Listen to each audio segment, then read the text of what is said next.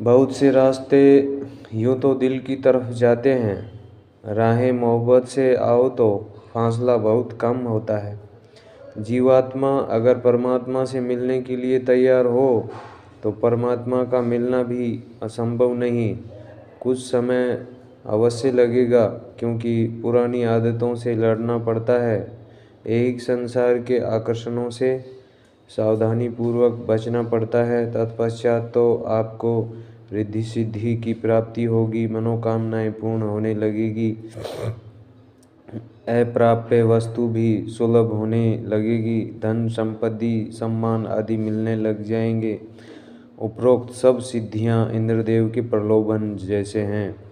कभी व्यर्थ की निंदा होने लगेगी, इससे भयभीत ना हुए तो बेमाप प्रशंसा भी होने लग जाएगी। उसमें भी न अगर उलझे तब प्रियतम परमात्मा की पूर्णता का साक्षात्कार हो जाएगा। दर्द दिल में ही छुपा कर मुस्कुराना सीख ले, गम के पर्दे में खुशी के गीत गाना सीख ले। तू अगर चाहे तो तेरा गम खुशी हो जाएगा, मुस्कुरा कर गम के कांटों को जलाना सीख ले। दर्द का अगर बार बार चिंतन मत करो, विक्षेप मत बढ़ाओ, विक्षेप बढ़े ऐसा न सोचो, विक्षेप मिटे ऐसा उपाय करो। विक्षेप मिटाने के लिए भगवान को प्यार करके हरि ओम तत्सत और सब गपसप का मानसिक जप या स्मरण करो। ईश्वर को पाने के कई मार्ग हैं, लेकिन जिसने ईश्वर को अथवा गुरु तत्व को प्रेम व समर्पण किया है, उसे बहुत कम फासला तय करना पड़ा है।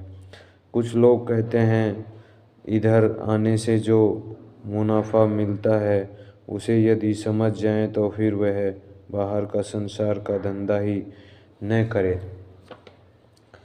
कोई पूछता है तब संसार का क्या होगा? बड़ी चिंता है भैया तुमको संसार की।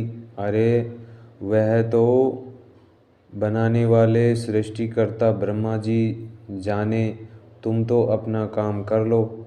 कोई पूछता है स्वामी जी आप तंदुरुस्ती के ऐसे नुस्खे बताते हो कि कोई बीमार ही न पड़े, तो फिर बेचारे डॉक्टर क्या खाएंगे? अरे भैया पहले इतने डॉक्टर नहीं थे, तब भी तो लोग खा रहे थे। वे डॉक्टरी नहीं करते थे, दूसरा काम करते थे। या अभी तो तुम तंदुरुस्त रहो और डॉक्टर लोग जब भूखे मरें तब तुम बीमार हो जाना। कोई पूछता है सब अगर मुक्ति चाहेंगे तो संसार का क्या होगा? अरे फिर नए जन्म होंगे और संसार की गाड़ी चलती ही रहेगी, तुम तो मुक्त हो जाओ। कोई पूछता है हम बीमार न पड़ेंगे तो दवाइयों का क्या होगा? अरे भैया जी बननी कम हो जाएगी दवाइयाँ, और क्या होगा? हम गुनाह न करें तो जेल खाली पड़ी रह जाएगी, इसलिए गुनाह कर रहे हैं। यह कैसी बेवकूफ़ी की बात कर रहे हो भैया? अरे सरकार को तो आराम हो जाएगा। ऐसे ही हम साधन भजन करके इन विचारों से, अपराधों से जब बच जाते हैं तो नरक थोड़ा खाली होने लगता है, यमराज व देवताओं को आराम हो जाता है। दूसरों को आराम पहुंचाना तो अच्छी बात है, न कि अपने को या दूसरों को सताना। अतः आप सत्कार्यों के माध्यम से स्नेहमयी वाणी व प्रेम पूर्वक व्यवहार को अपने में उतारकर प्रसन्न आत्मा होकर स्वयं भी स्वयं में प्रतिष्ठित होकर आराम प्राप्त करने की चेष्टा करो। वह हमेशा औरों को खुशी मिले ऐसा प्रयास करना। जीना उसी का जीना है जो औरों के लिए जीता है। किसी इंसान का धन संपदा या रुपया पैसा चला जाए अथवा मकान दुकान चली जाए तो इतना घाटा नहीं, क्योंकि वे तो आंख बंद होते ही चले ही जाने वाले हैं। लेकिन श्रद्धा अगर चली गई, साधन भजन अगर चला गया, फिर कुछ भी शेष नहीं रहता, वह पूरा कंगाल ही हो जाता है।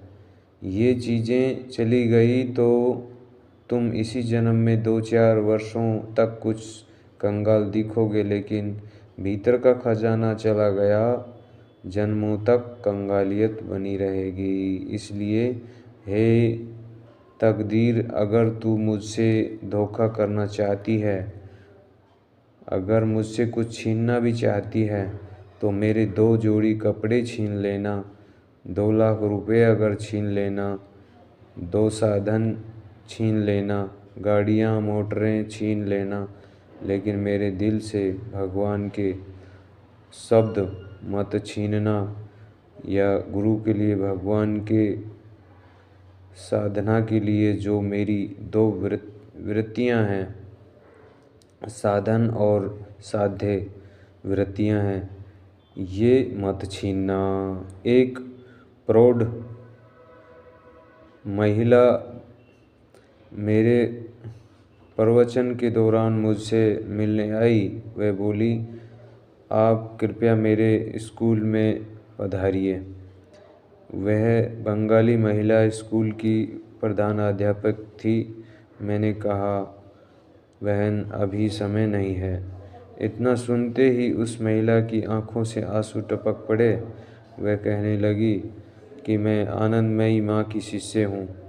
मैंने महसूस किया है कि शिष्य की नज़रों से जब गुरु का पार्थिव शरीर चला जाता है, तब शिष्य पर क्या गुजरती है, मैं जानता हूँ। मैंने तुरंत उस महिला से कहा, हे माई, मैं तुम्हारे स्कूल में भी आऊँगा और घर पर भी आऊँगा। उसे आश्चर्य हुआ होगा, परंतु मैं उसके घर भी गया और स्कूल में भी गया। शिष्य को ज्ञान होता है कि गुरु के सानिध्य से जो मिलता है, वह दूसरा कभी दे नहीं सकता। हमारे जीवन से गुरु का सानिध्य जब चला जाता है, तब उस जगह को भरने के लिए दुनिया की कोई भी हस्ती सक्षम नहीं होती है। मेरे गुरुजी जगह भरने के लिए मुझे तो अभी कोई दिख नहीं रहा। हमारे जन्मों के पिताओं ने, माताओं ने, हजारों मित्रों ने जो मुझे नहीं दिया, वे हंसते हंसते देने वाले उस सम्राट ने, गुरुजी ने, अच्युत पद, जो कभी च्युत नहीं होता, कभी लुप्त नहीं होता, ऐसा पद, बौद्ध आत्मज्ञान का प्रसाद मुझे क्षण भर में दे डाला। गुरु जीवित है तब भी गुरु गुरु ही होते हैं, और गुरु का शरीर अगर नहीं होता तब भी वे गुरु गुरु ही होते हैं। गुरु नज़दीक होते हैं तब भी गुरु गुरु ही होते हैं, और गुरु शरीर दूर होता है तब भी गुरु गुरु ही होते हैं। गुरु प्रेम करते हैं, डांटते हैं, प्रसाद देते हैं, तब भी गुरु ही होते हैं, और गुरु रोष भरी नज़रों से अगर दिखते हैं तो तब भी गुरु ही होते हैं। जैसे माँ मिठाई खिलाती है तब भी माँ होती है, और दवाई पिलाती है तब भी माँ ही होती है। तमाचा मारती है तब भी माँ होती है, और प्यार करती है तब भी माँ ही होती है। माँ कान पकड़ती है तब भी माँ होती है। ठंडे पानी से अगर नहलाती है तब भी माँ ही होती है, और गरम थैली से सेक्स करती है तब भी वह माँ ही होती है। वह जानती है कि तुम्हें किस समय किस चीज़ की आवश्यकता है। तुम माँ की चेष्टा में सहयोग देते हो तो स्वस्थ रहते हो, और उसके विपरीत चलते हो तो बीमार होते हो। ऐसे ही गुरु और भगवान की चेष्टा में जब हम सहयोग देते हैं तो आत्म साक्षात्कार का स्वास्थ्य प्रकट होता है। बच्चे का स्वास्थ्य एक बार ठीक हो जाए तो दोबारा वह पुनः बीमार हो सकता है, लेकिन गुरु और भगवान द्वारा जब मनुष्य स्वस्थ हो जाता है, स्वयं में स्थित हो जाता है, तब मृत्यु का प्रभाव भी उस पर नहीं होता। वह ऐसे अगर पद का अनुभव कर लेता है। ऐसी अनुभूति करने वाले गुरु और भगवान शास्त्रों के विषय में नानक जी कहते हैं, नानक मत करो वर्णन हर बेअंत है। जिस तरह भगवान के गुण अनंत होते हैं, उसी प्रकार भगवत प्राप्त महापुरुषों की भी अनंत करुणाएं होती हैं। माँ की अनंत करुणाएं हैं। एक बार बीरबल जी अपनी माँ से कहा, मेरी प्यारी माँ, तूने मुझे गर्भ में धारण किया, तूने मेरी अनगिनत सेवाएं की। मैं किसी अन्य मुहूर्त में पैदा होता तो चपरासी या क्लर्क होता। तू मुझे राजा होने के मुहूर्त में जन्म देना चाहती थी, लेकिन विवशता के कारण तूने मंत्री होने के मुहूर्त में जन्म दिया। कई पीड़ाएं सहते हुए भी तूने मुझको थामा और मेरे इतने ऊंचे पद के लिए क्या क्या कष्ट सहे।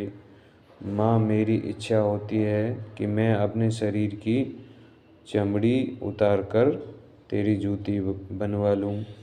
माँ हंस पड़ी थोड़ी सी। बेटे, तू अपने शरीर की चमड़ी उतार कर मेरी जूती बनवाना चाहता है, लेकिन यह चमड़ी भी तो मेरे ही शरीर से बनी हुई है। बच्चा कहता है, अपनी चमड़ी से तेरी जूती बना दूं, लेकिन उस नादान को पता ही नहीं कि यह चमड़ी भी तो माँ के शरीर से ही बनी है। ऐसे ही शिष्य भी कहता है कि मेरे इस धन से, मेरी इस श्रद्धा से, इस प्रेम से, इस साधन से गुरु जी को अमुक अमुक वस्तु दे दूं, लेकिन ये साधन और प्रेम भी गुरु जी के साध्य और प्रेम से ही तो पैदा हुए हैं।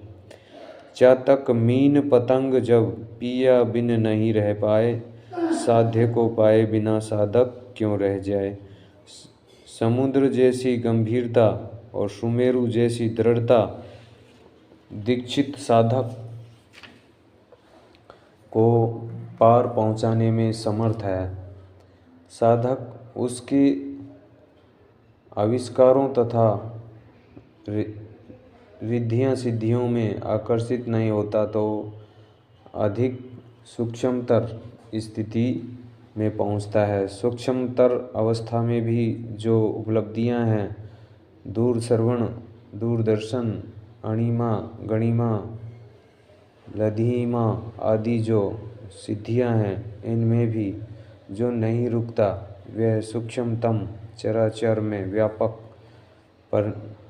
परमेश्वर का साक्षात्कार करके जीव मुक्त हो जाता है तथा जिस पद में भगवान ब्रह्मा, विष्णु और महेश प्रतिष्ठित हैं, उसका वह अनुभव कर लेता है।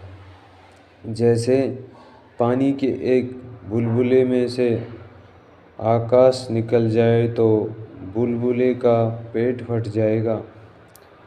जीवत्व का, कर्ता का, बंधनों का, बुलबुले का अगर आकाश महाकाश से मिल जाएगा, घड़े का आकाश महाकाश से मिल जाएगा, बूंद सिंधु हो जाएगी। ऐसे ही अहम का पेट फट जाएगा, तब अहम हटते ही जीवात्मा परमात्मा से एक हो जाएगा।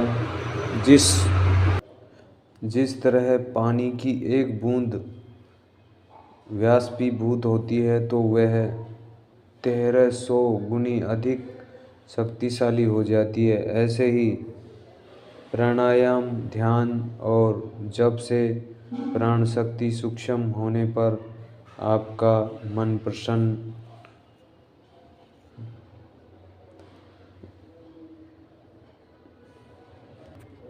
प्रसन्न और निर्मल, जप से प्राण शक्ति सूक्ष्म करने पर आपका मन सूक्ष्म होता है। प्राण एक ऐसी शक्ति है जो सारे विश्व को संचालित करती है।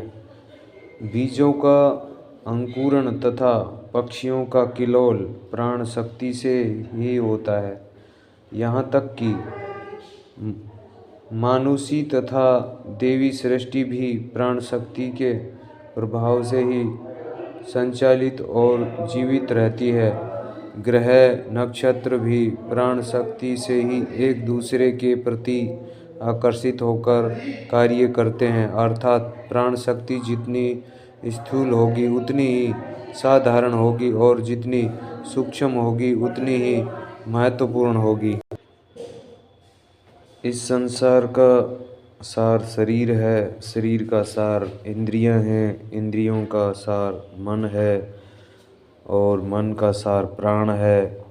अगर प्राण निकल जाए तो तुम्हारे हाथ पैर आँख कान नाक आदि होते हुए भी तुम कुछ नहीं कर पाते।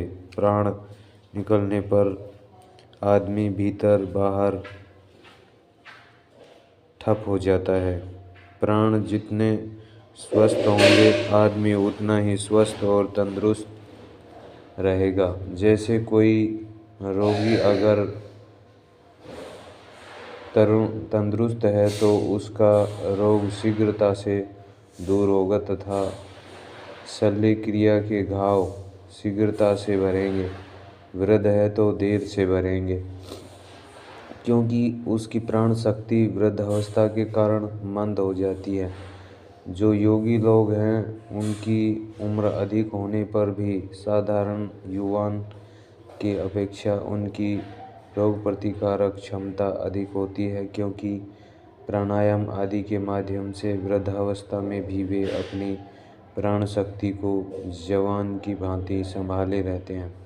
प्रत्येक धर्म के उपदेशक अथवा नेता व्यक्ति जो भी भाषण या उपदेश देते हैं अथवा प्रभावशाली व्यक्तित्व रखते हैं, उनके पीछे भी प्राण शक्ति की सूक्ष्मता का ही प्रभाव रहता है। प्राण शक्ति नियंत्रित व तालबद्ध होती है तो आपका मन प्रसन्न और नियंत्रित रहता है। जितने अंशों में आपका मन नियंत्रित, प्रसन्न तथा प्राण शक्ति तालबद्ध रहती है, उतने ही अंशों में आपके विचार उन्नत और व्यक्तित्व प्रभावशाली दिखता है।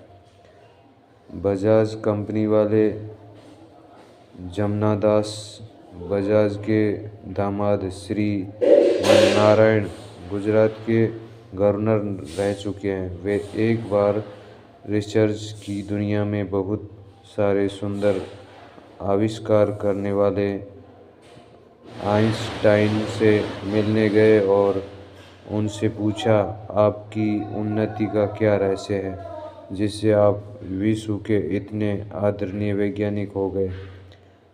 आइंस्टाइन ने स्नेह से श्रीमन नारायण का हाथ पकड़ा और वे उन्हें अपने निजी कक्ष में ले गए।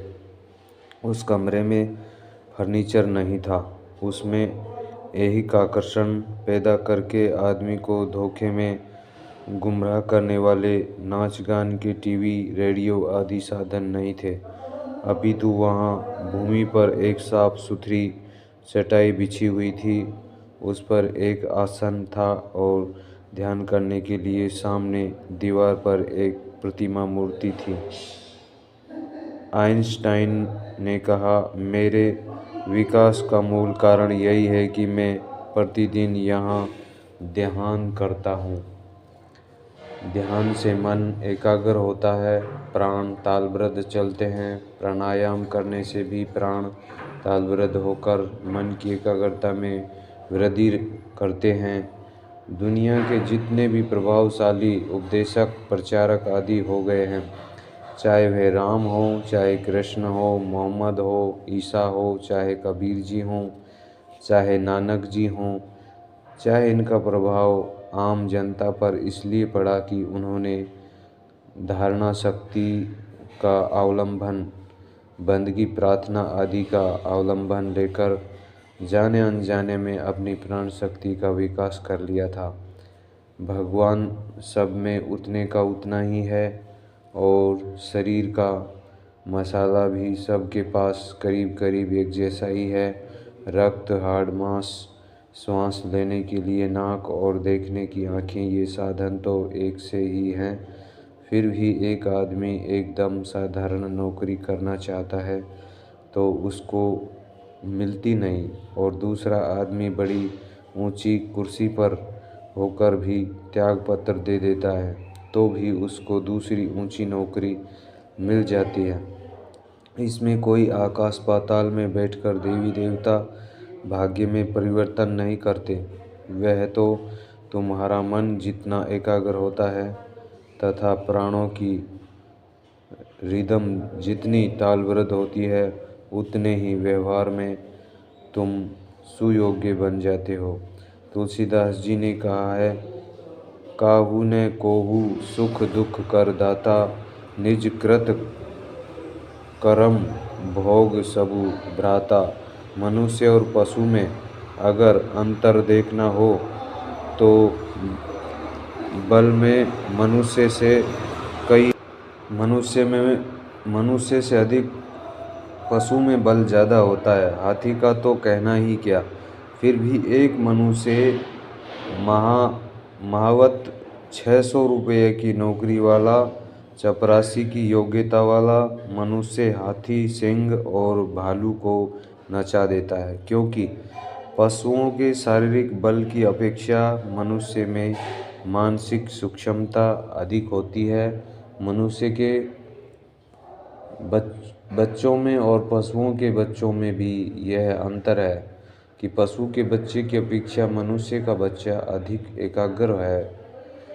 पशुओं के बच्चों को जो बात सिखाने में 6 मास लगते हैं, फिर भी सैकड़ों बेंत लगाने पड़ते हैं, वह बात मनुष्य के बेटे को कुछ ही मिनटों में सिखाई जा सकती है, क्योंकि पशुओं की अपेक्षा मनुष्य के मन बुद्धि कुछ अंशों में ज़्यादा एकाग्र और विकसित होती है, इसलिए मनुष्य उस पर राज्य करता है। साधारण मनुष्य प्रभावशाली मनुष्य में भी यही अंतर है।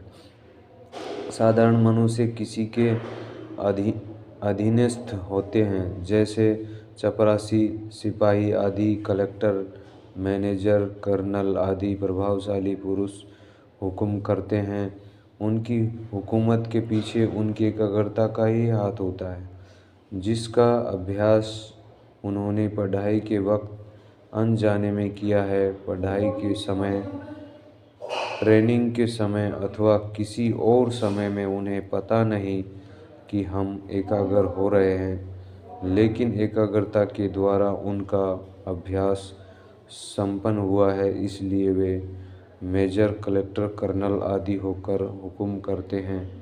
बाकी के लोग दौड़ धूप करने को बाध्य हो जाते हैं। ऐसे ही अगले जन्म में या इस जन्म में किसी ने ध्यान या तप किया, अर्थात एकाग्रता के रास्ते गया, तो बचपन से ही उसका व्यक्तित्व इतना निखरता है कि वह राज सिंहासन तक पहुंच जाता है। सत्ता संभालते हुए यदि वह भय में अथवा राग द्वेष की धारा में बहने लगता है तो उसकी पूर्व की निर्णय शक्ति, एकाग्रता शक्ति और पुण्याई क्षीण हो जाती है और वह कुर्सी से गिराया जाता है तथा दूसरा आदमी कुर्सी पर आ जाता है। प्रकृति के इन रहस्यों को हम लोग नहीं समझते।